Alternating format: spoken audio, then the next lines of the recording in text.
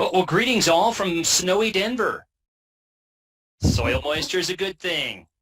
Now, for those of you that have been reading my essays, books, etc. over the years, you know I'm particularly keen on using GIS to teach interdisciplinary themes: scale, holistic, critical thinking, population, water, health, and others.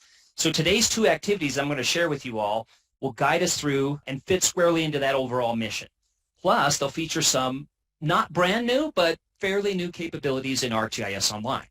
In the first set of capabilities and the activity, examining relationships between variables, charts, and the coefficient of determinations, you can advance your knowledge and skills integrating geography, GIS, mathematics by creating and interpreting charts and plotting coefficients of determinations. So in that essay, I have a link. If you scroll down a little bit, there's a web map.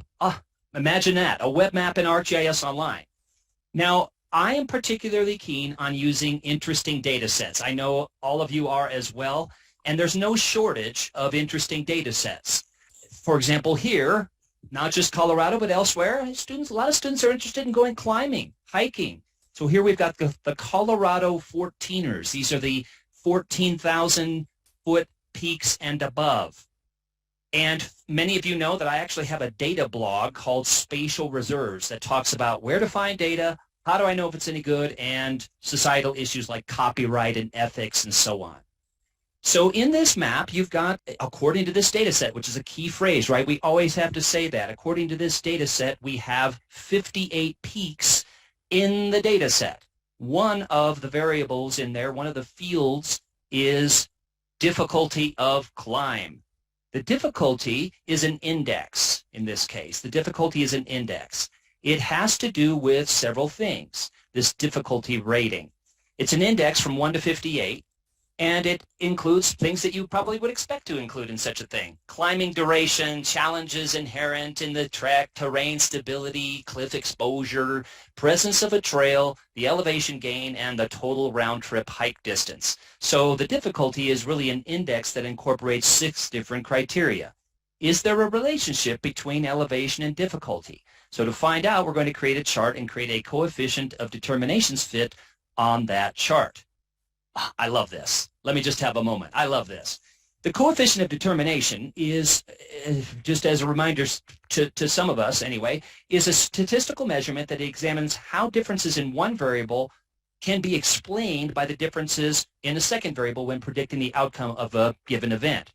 This coefficient, most commonly known as the R-squared, right, assesses how strong the linear relationship is between these two variables and is heavily relied upon by lots of different people in lots of different disciplines. And it shows how correlated one dependent and one independent variable are.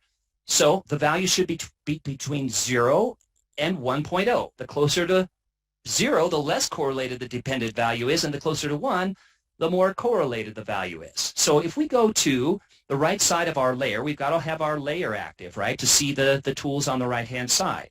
And one of our tools in there is the Configure Charts tool. And I can add a chart. I'm not going to go through all this, the steps with you because of the time that we're on, but I'm going to make a scatter plot, basically, and I'm going to make an x-axis and a y-axis in the scatter plot. So that's how I made this, but I've got it already created, so this is sort of like a cooking show. I've showed you how I started it, and I put the difficulty in the y-axis and the elevation in the x-axis. Now, some of you might be have expected this, but as a peak gets higher, and remember, these are only the 14ers, so they're only 14,000 to 14,500-ish in elevation. Mount Elbert, our highest peak in the state, is not necessarily the most difficult. Okay, so you can click on, of course, all these peaks and see the difficulty on the elevation. The point is, they're not related.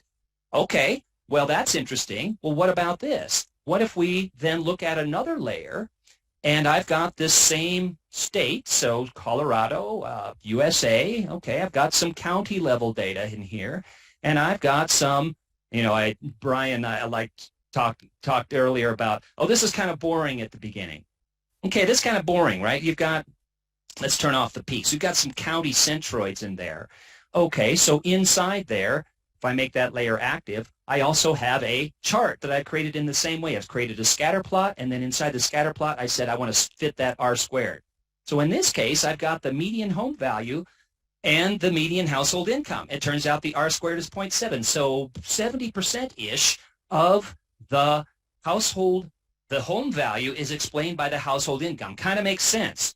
But of course, we don't just have the ability to look at scatter plots here. One of the powerful things, again, let me just have a moment here. One of the powerful things here that you've got at your fingertips is, of course, you've got this going on where you can say, I want to look at a map with those two variables actually mapped. So I've got it copied here. Some of you know that you can just make a copy in ArcGIS Online. So again, kind of like a cooking show. I've already done this. Okay, so cool. Here we've got some of you probably expected this. What do I have here? This big one here is high home value and high median income.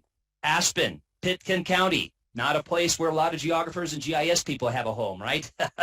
But of course, if you're thinking about relationships, patterns, and trends, look, we've got the eastern third of Colorado, which some of you know is actually the high Great Plains. So it's heavily ag, pasture land, etc. Low home values, low median income.